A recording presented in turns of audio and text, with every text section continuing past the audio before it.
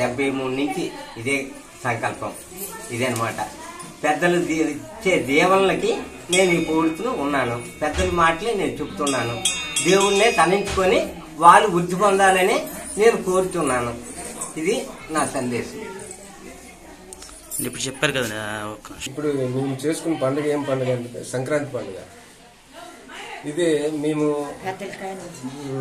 సంవత్సరికంగా వచ్చిన పండుగ. ఇది చూస్తే ఇది మామూలుగా గత సంవత్సరాల కొద్దిగా వచ్చిన పండుగ ఇది. కానీ ఈ పెద్దల్ని మేము ఈ రోజున మంచిగా చేసుకుంటాం. అంటే పెద్దలే పిలిచి వాళ్ళు లేకపోతే మనం లేము ఈ పండగకి.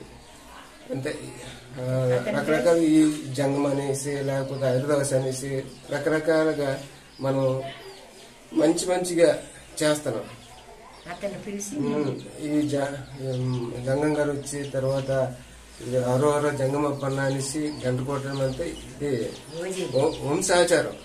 వంశాచారం కాదు, వాజిబ్ అంతా తెలుగులో వంశాచారం. జంగమయ్యని పిలిచి మేము మాకు ఓజీబో పెద్దల్లో పేర్లు చెప్పి మేము పొగిడిస్తాము. ప్రతి సంవత్సరము మాకు ఇది ఒక పండుగ. అతను రావాలా గోత్రాలు అని చెప్తారు. కానీ ఈయనకు ఒక సంవత్సరమే. ఈయన వచ్చి మొత్తం కథాకం లాక్కుని వస్తాడు. జంగమప్పన్న పెద్దలందరినీ పొగిడేస్తాడంటే ఈయన చాలా మహత్యం ఉంది. కానీ మనం తెలుసుకోలేకపోతున్నాం.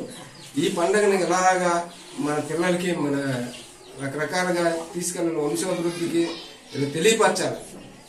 అది